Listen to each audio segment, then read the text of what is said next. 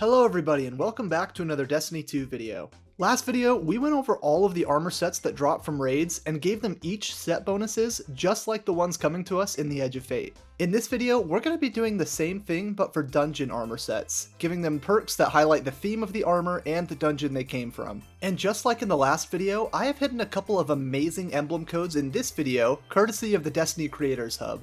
Now obviously, Edge of Fate and armor set bonuses aren't in the game yet, so I had to do a bit of extrapolating on what armor set bonus rules are going forward. The list of rules I followed when creating these armor sets are as follows. Rule number 1, every armor set has a 2-piece bonus and a 4-piece bonus associated with the set. Rule number 2, every single armor bonus that we've seen so far has a single effect. The bonuses can have multiple triggers, but every armor bonus we've seen thus far only provides a single effect from the multiple causes. Rule number 3, while 4-piece bonuses are unique to the set that they debuted in, 2-piece bonuses can appear in future armor sets. This was confirmed by Bungie going into the Edge of Fate, and while all of the armor set previews we've seen thus far do have unique 2-piece bonuses, there is a high chance that these 2-piece bonuses will appear in armor sets in the future. That said, 4-piece bonuses will always be unique to the entire set of the armor.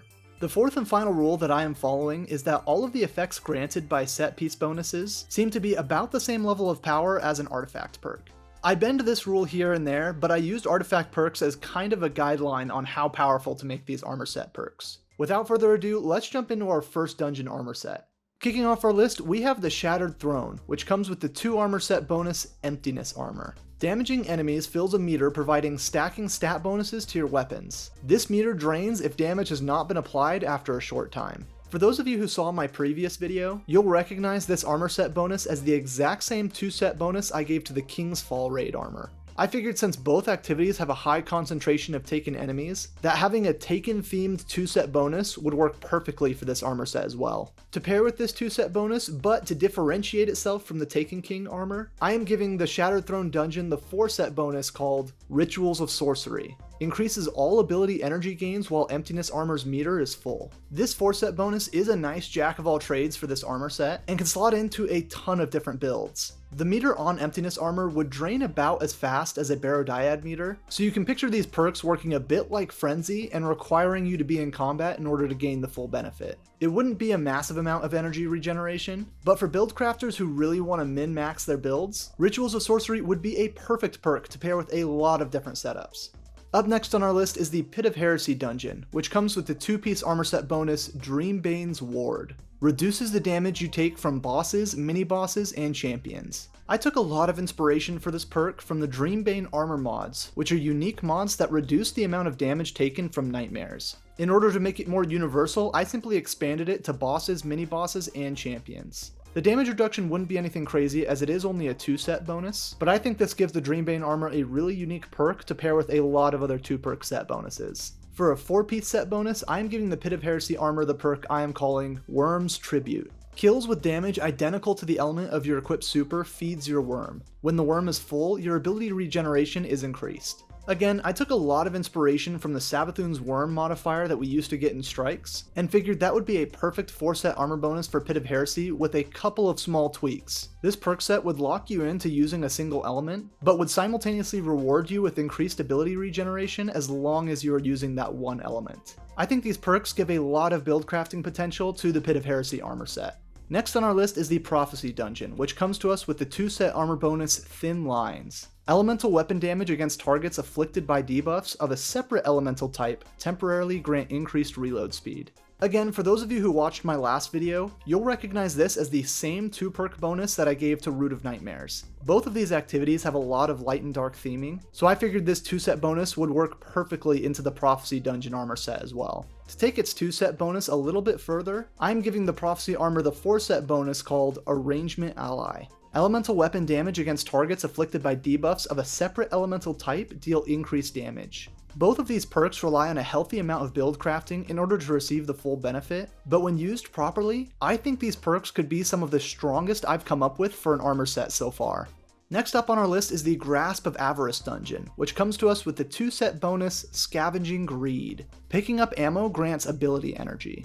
This perk is simple, effective, and plays perfectly into the greed theming that Grasp of Avarice has. For its 4-set bonus, I am giving Grasp of Avarice the perk I am calling Share the Wealth. Ammo meters fill faster. Ammo generated by you also creates scout bricks of ammo for your allies. Like I mentioned in the last video, I love the idea of some of these armor sets having support bonuses to go with them, and an armor set that specializes on ammo generation and sharing that ammo with allies fits perfectly into Grasp of Avarice. Again, both of these perks are simple, effective, and play perfectly into the theming of this dungeon.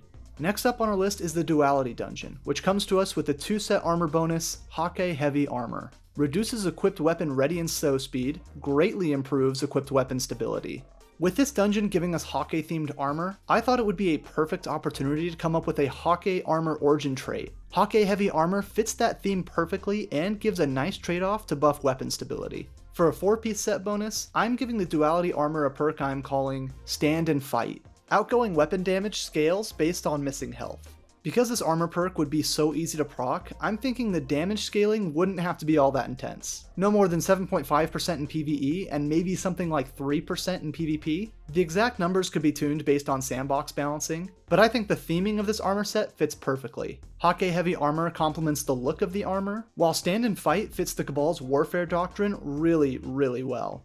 Next up on our list is the Spire of the Watcher dungeon, which comes with the 2-set bonus called Bullseye. Hand cannons, scout rifles, and sniper rifles gain increased stability and target acquisition after landing a precision hit. Just like with Hake Heavy Armor, I thought this armor set could absolutely use a sort of Tex Mechanica-esque origin trait to pair with the cowboy look. And what better weapon to pair with a cowboy than a hand cannon, scout rifle, or sniper rifle? And speaking of hand cannons, for the 4-piece set bonus for Spire of the Watcher, I'm giving it a perk I'm calling Big Iron. Hand cannons or weapons with text balanced stock refund small amounts of ammo on a precision kill from the hip. The synergy with Big Iron, Bullseye, and Tex Mechanica weapons speaks for itself, and I think these perks play perfectly into the playstyle that a cowboy would use.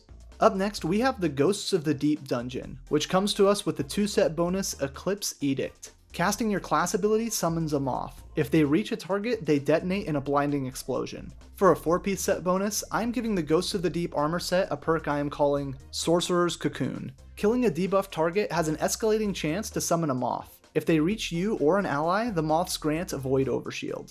In order to keep the moths unique and useful, the targets of the moths are predetermined by their method of spawning. For example, Eclipse Edict will always spawn an aggressive moth, and Sorcerer's Cocoon will always spawn a helpful moth. A big thank you and shout out to some of my commenters who recommended these ideas to me in my previous video, as these set bonuses fit perfectly into the theming of the Ghosts of the Deep dungeon.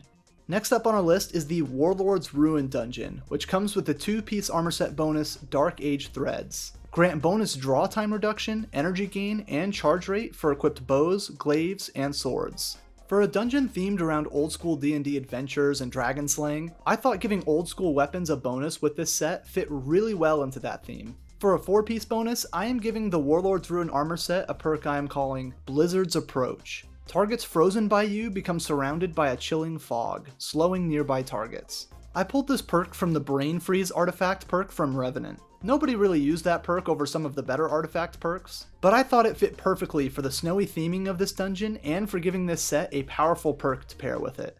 Up next on our list is the Vesper's Host dungeon, which comes with the 2-piece set bonus Dispersion Instrument. Weapons with the Bray Inheritance or Bray Legacy origin trait grant bonus ability energy. Again, if you saw my previous video, you'll recognize this set bonus from my Deepstone Crypt armor set, but I think this perk fits perfectly into the theming of this dungeon and provides really nice synergies with the weapons that drop from it. For a 4-piece set bonus, I'm giving the Vesper's Host armor set a perk I'm calling Spacewalk Sight. Elemental weapons gain substantially increased reload speed when you are affected by a buff of a matching element type.